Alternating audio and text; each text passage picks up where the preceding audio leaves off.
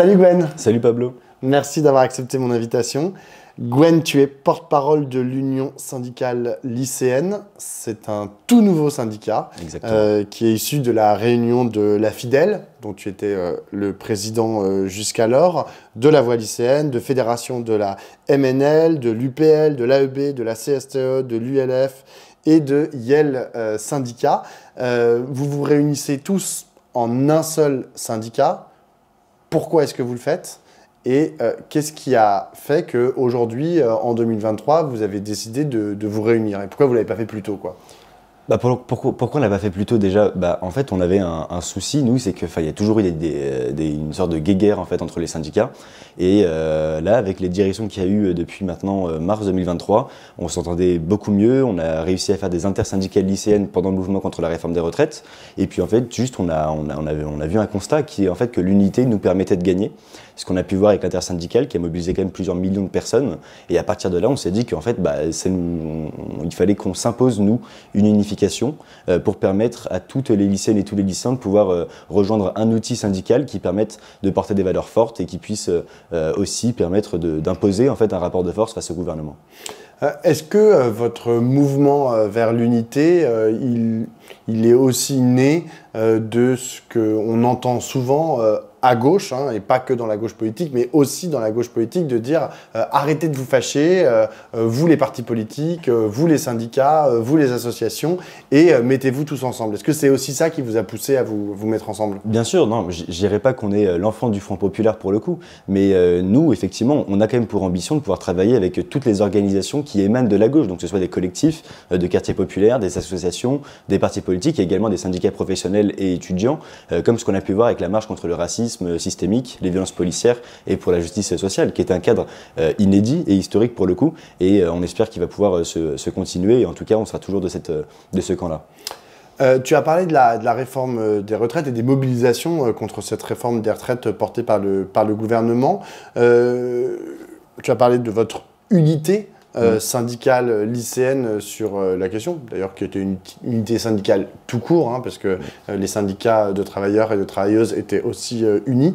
Comment est-ce que toi tu juges, maintenant on est quelques mois après, comment est-ce que tu juges cette mobilisation des lycéens? Est-ce que tu te dis, bon bah franchement on a fait le max, on était hyper présents dans la rue, il y avait cette unité, ou est-ce que tu te dis, bon, contrairement à d'autres réformes, je pense par exemple, moi, une mobilisation que j'ai faite lorsque j'étais lycéen, qui était le CPE, où il y avait beaucoup plus de jeunes dans la rue que durant celle-là. Donc, est-ce que tu considères que c'est vraiment un succès total pour vous, ou quand même il y a des choses à revoir, des processus que vous pourriez améliorer? Non, bien sûr, on peut toujours s'améliorer. Après, on ne va pas se leurrer. Enfin, le CPE concernait davantage les jeunes que la réforme des retraites, même si on a quand même réussi à imposer ça dans le débat public en disant que oui, la réforme des retraites, il fallait aussi ce mouvement qu'on plébiscite, puisque à la fin, ça va être nos parents qui vont devoir travailler plus longtemps, et même nous, avec un taux de chômage qui explose chez les jeunes. Donc oui, à la fin, les deux se rejoignent un peu quand même. Et je pense qu'on a quand même fait des erreurs, notamment sur, on n'a pas réussi par exemple à se coordonner avec les syndicats étudiants ou même entre syndicats lycéens, et d'où l'intérêt d'avoir une organisation unifiée et qui se pèse en fait dans le débat public et dans la rue pour permettre notamment d'avancer et de réussir à bloquer plus de lycées. Après, pour le coup, pour la réforme des retraites, on a quand même réussi à avoir un mouvement assez historique, notamment après le déclenchement du 49.3 par Elisabeth Borne, où en fait on a vu 500 lycées bloqués, et pour le coup, même nous, on s'y attendait pas qu'il y ait autant de lycées bloqués, mais ça donne aussi un espoir. C'est qu'on parle d'une jeunesse qui est dépolitisée. Nous, ce qu'on revoit, c'est qu'elle ne l'est pas. Alors certes, les femmes traditionnelles, donc aller voter, c'est vrai qu'il y a un certain souci là-dessus, peut-être parce que les politiques arrivent moins bien à parler aux jeunes, mais en tout cas, le 49.3, c'est quand même un article de la Constitution. Donc il faut être extrêmement politisé pour comprendre ce que c'est. Et ce qu'on a vu, c'est que les lycéennes et les lycéens l'étaient réellement, et pas que dans des grands lycées parisiens. Ce qu'on a vu, c'est qu'il y a plein de lycées ruraux, ou même dans le 94 où j'étais président, où on avait des lycées, des assemblées générales à plus de 300 personnes en fait. Vous lancez aujourd'hui l'USL, c'est quoi vos grands chantiers, les grands combats que vous entendez mener dans les semaines, dans les mois à venir? Nous, il y a déjà deux grands combats sociaux qu'on va mener, c'est sur le SNU, la réforme du baccalauréat professionnel, et ensuite plus largement, ça va être aussi un combat écologiste et féministe, qui sont pour nous deux grands axes qu'il va falloir énormément travailler. Et à partir de là, quand on a réussi ces quatre chantiers-là, on pourra dire que, on a un syndicat qui a vraiment ses racines dans la gauche et qui pourra perdurer pendant très longtemps. Du coup, tu m'as parlé par exemple de la lutte contre le SNU ou genre les réformes récentes du baccalauréat. Qu'est-ce que concrètement vous allez faire? Pour le coup, déjà, on va essayer de voir avec l'institution pour voir si on ne peut pas réussir à enlever le SNU. Après, on a quand même très peu de chances d'y arriver. Ouais. Et du coup, à ce moment-là, on apposera le rapport de force avec blocus, etc., etc. Donc vous comptez relancer des mobilisations, j'allais dire traditionnelles, de blocus, de manifestations, etc. Bien sûr, oui.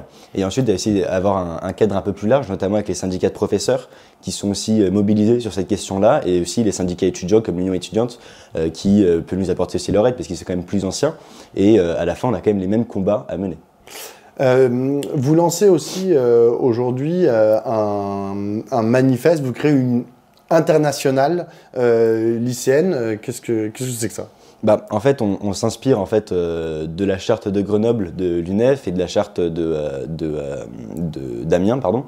Et on va fonder maintenant la charte de Rennes qui va être adoptée, on l'espère normalement, au congrès unificateur de Rennes le 1er décembre et qui a pour but de fonder une internationale lycéenne qui regroupera en fait tous les syndicats lycéens existants pour avoir un vrai front anticapitaliste lycéen et qui puisse obtenir des droits pour les lycéennes et lycéens. Et même si c'est quand même une particularité en France d'avoir des syndicats lycéens autant développés, l'objectif est aussi de pouvoir aller dans d'autres pays et de pouvoir concrétiser la chose en disant en fait c'est pas parce que tu es lycéen que tu n'as pas le droit de t'exprimer. En fait, justement, tu peux te rassembler à l'Assemblée générale, tu peux bloquer ton lycée et tu peux demander des droits. Et c'est un peu en fait une sorte de devoir qu'on doit avoir nous en tant que jeunes parce qu'on pense réellement, et c'est pas une idée de salon intellectuel, mais on pense réellement que une internationale lycéenne peut avoir une vraie utilité dans le combat en fait, très large de la gauche. Quand on regarde, il y a quand même la montée des fascistes en Inde, en Italie, en Hongrie, etc. etc.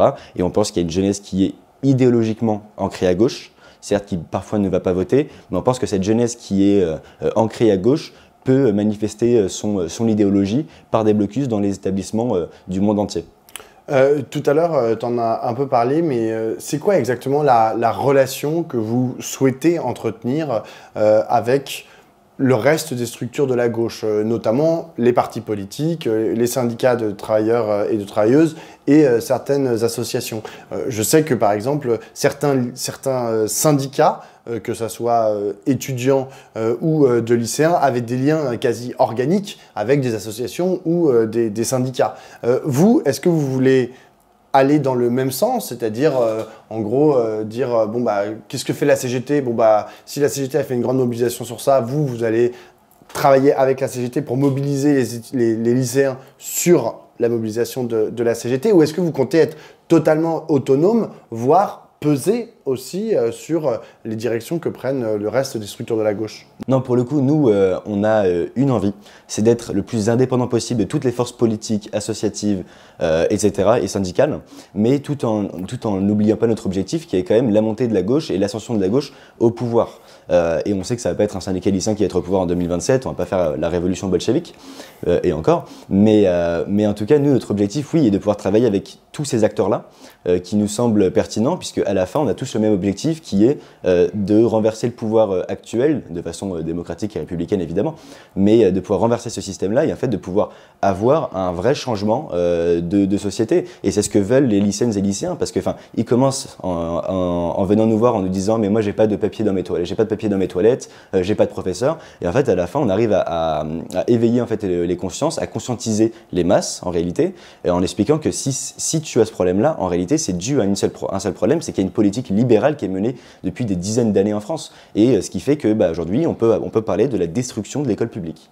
Alors justement, en parlant de destruction de l'école publique, depuis quelques mois, il y a un nouveau ministre de l'Éducation nationale, Gabriel Attal, qui fait beaucoup parler de lui parce qu'il est un peu une figure quand même de premier plan, politique de premier plan. On pense même qu'il va peut-être se présenter à la présidentielle en 2027.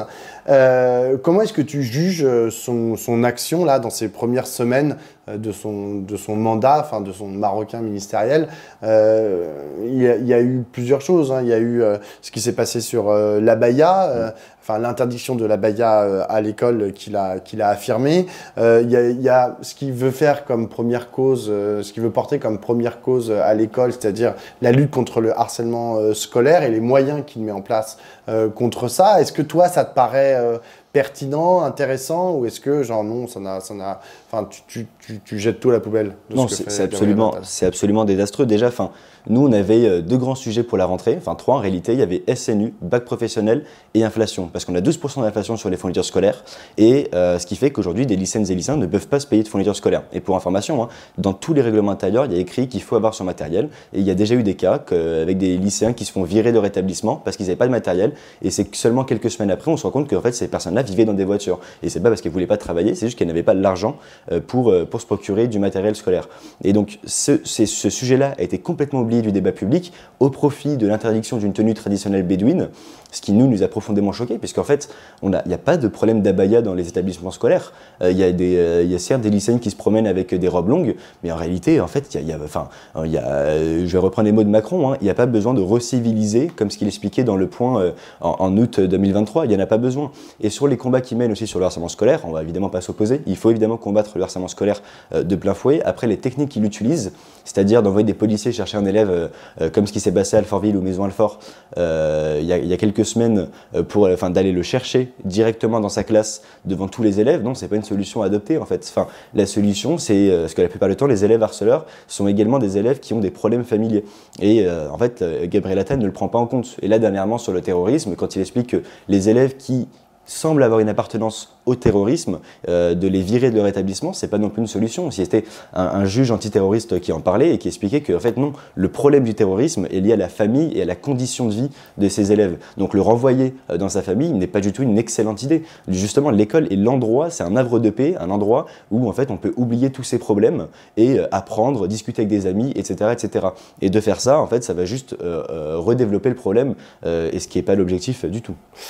Toi, par exemple, en tant que président de la Fidèle, tu as déjà eu à rencontrer des ministres de l'Éducation nationale, que ce soit Gabriel Attal ou son prédécesseur, Pap Ndiaye? Les ministres, non. Non, on n'est pas reçu par on est reçu par les cabinets des ministres, mais jamais par les ministres en personne, pour le coup. Non, il y a je pense qu'il y a un vrai mépris de la part du pouvoir public, en fait, envers les syndiqués lycéens.